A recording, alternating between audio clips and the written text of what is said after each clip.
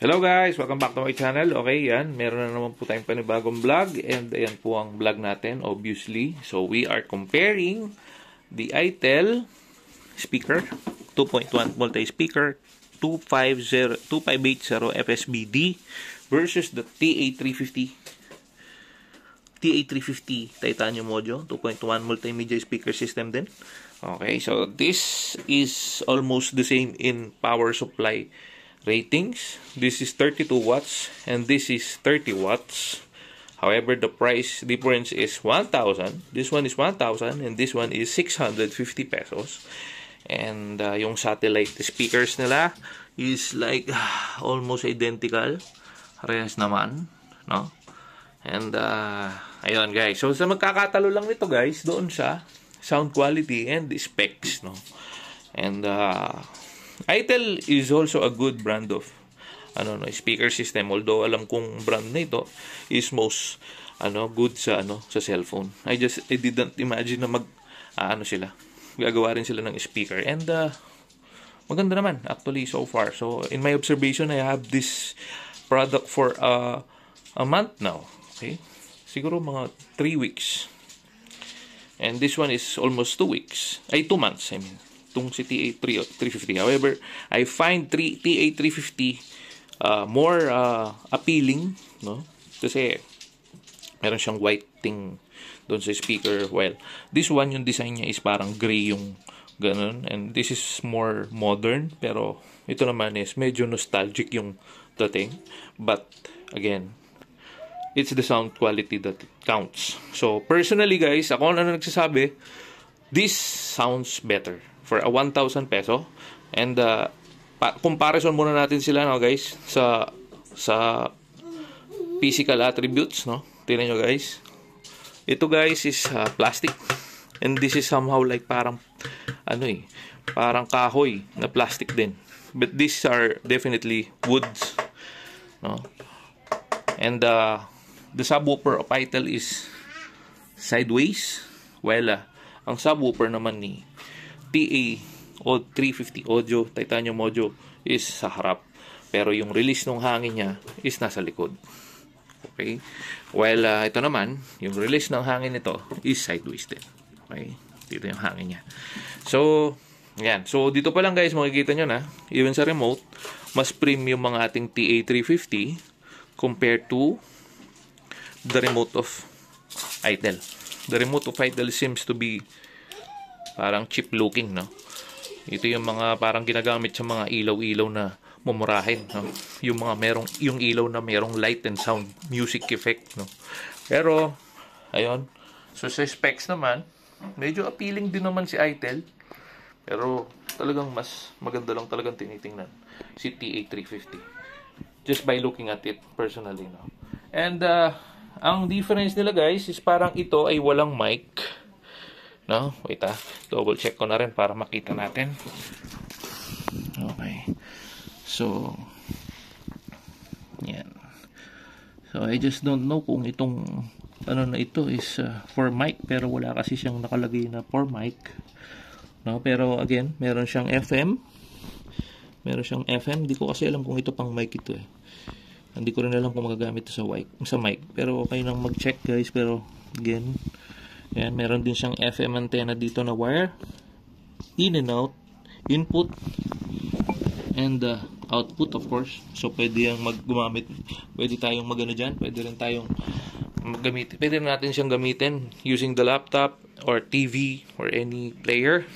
And yun yung magiging sound speaker natin, no? Well, dito talaga kasi si TA350 guys, meron siyang mic control sa likod. Ayan guys, oh. Ayan yung niya. Ito yung mic control niya guys. Ito, mic volume, mic. Ayan guys, so mic. Tapos ito yung power niya, switch niya, power switch. Meron din siyang input and output sa likod. Ayan yung release ng hangin ng speaker sa likod, sa harap. Okay. And what's better with TA350 is ayan guys, may isang bass control dito, no? While ITEL has no bass control, although meron din siyang EQ. So you have to choose whatever you want. Pop, jazz, rock, classical, whatever, pareha silang meron nun. However, si TA350 ay wala siyang digital like this. Ito ang lamang ni ITEL sa kanya. Meron siyang digital. While si TA350 wala siyang digital. Ganyan. So you have to figure out kung ano na yung mode nung ginagama mo. Tulad kung kanina nung minode ko siya, pumunta siya sa FM. Then next to FM is yung Bluetooth na. Then after siguro ng Bluetooth, yung susunod is yung USB. Pero alam ko pag nilagay ko yung USB dito, automatic under na siya. And yun nga, yung SD. Din yung FM, no? Yun na. Babalik lang din. So yun yung bali ang nakikita kong differences nilang dalawa, no. So ITEL has a digital advantage, okay? Yan, nakikita natin AUX, then pag nilipat natin yan, magbo-Bluetooth yan. Okay, yan, PT, FM, AUX, back to AUX, no? Yan. So, yan yung advantage ni ITEL over the TA350 of the titanium audio. Well, ang advantage naman ni TA350 is sa design, bahala na kayo kung sinong mas lamang. Pero ako kasi mas nagaganda talaga ako sa nostalgic design, which is the TA350. Then, ang lamang ni TA350 ay meron siyang bass control, of course. Ayan, tapos yung meron siyang mic control, mic volume sa likod, which is a good thing. You can use it for karaoke siguro, no? Because you can plug this to the TV, then you play your best videoke songs, then mag-mic kayo using this. Lalabas yung speaker and sounds dito sa speaker, no? Dito naman wala. It's a plain parang MP3 player lang. However, it's a 2.1 channel na unit, and sa laki is they are actually parang identical lang talaga. And guys, ako na nagsasabi sa inyo, i-compare ko yung sound quality nila, no? I-play ko lang yung video natin. Yung i-play ko lang pala yung music video natin, no? Because I cannot play a music here na makaka-copyright. Yung YouTube video music ko lang yung i-play natin para ma-compare natin silang dalawa. Okay? So, place ko yan sa Bluetooth. Unahin muna natin sa TA350 so that we'll know if ano ang quality niya. Yan. So, ayan na pala guys, ito na pala yan. So si ITEL muna yung nauna.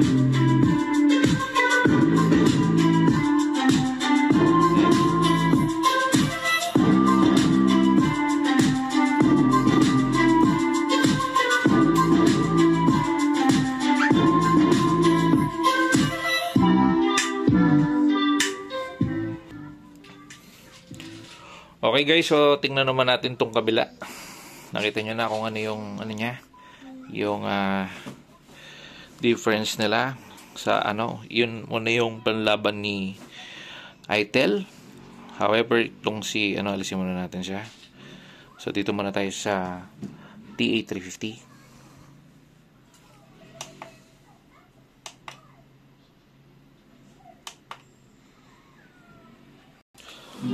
Okay guys, so yan, si TA350 connected na.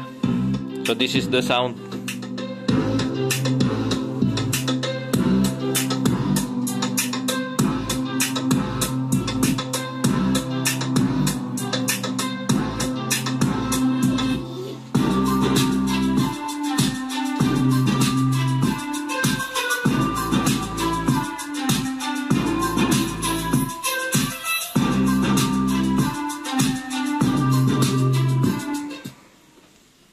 Okay guys, so back to ITEL ulit para makumpara nyo ulit.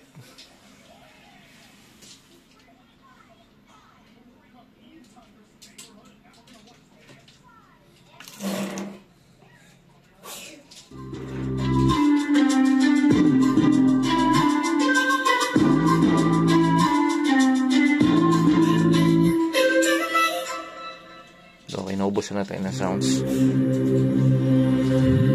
Ako, makaka-copyright tayo. Okay.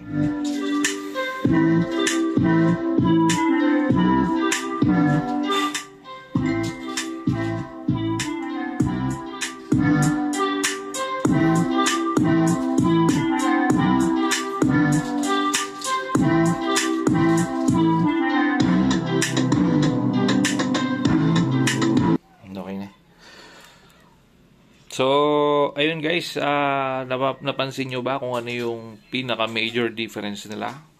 Yung clarity guys, medyo mas lamang ito, si TA350. Pero yung power, parang mas malakas talaga ito.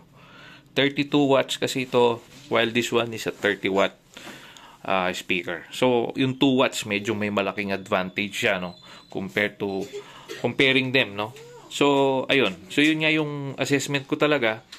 Ang 1,000 pesos at yung 650 ang difference nun guys, yun nga ito, meron kasi itong mic, meron tong bass control, meron tong mic volume, meron tong mic output, while this one, wala siyang mic output, wala siyang bass control, pero, again, they have the same specs of, meron silang EQ, pero yung lakas is nandito.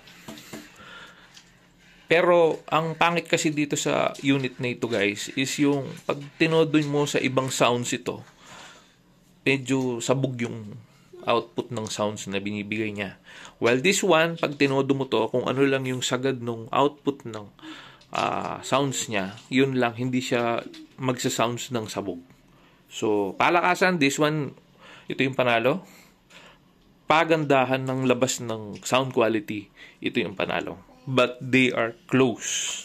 So, yung difference ng price ay nasa sa inyo na lang guys kung kukunin niyo yung may bass control at yung mic volume at yung pwedeng magamit as video speaker. So, yun ang difference niya. So, this one is priced at 650 to 700 while this one is priced at 1,000 pesos. So, nasa sa inyo yung 300 pesos difference kung worth it ba by getting the TA350 or the ITEL 2580 FSB-D. No? And that's true. Totoo yan. Yung enjoy the bass na yan. Maganda yung output ng sound dito. Pero mas clear at ano lang talaga to. Yung, alam niyo yun guys maririnig niyo yun sa tenga niyo, yung hindi siya sabog. Well, this one, pag nakatodo to, sumasabog yung sounds. Medyo hindi na siya kaganda-gandang pinakikinggan. Pero ito guys, pag tinodo mo to, wala. Yung max niya, yun lang talaga, bitin, pero yung quality is panalo. Okay? So yun guys, I think we're done. Yan na po ang ating vlog for today. So kung meron po kayong questions, huwag po kayong mag-hesitate magtanong. Try po natin yan sagutin sa abot ng aking makakaya. Again, thanks for watching. Keep safe everyone. Thanks be to God. Bye for now. Bye!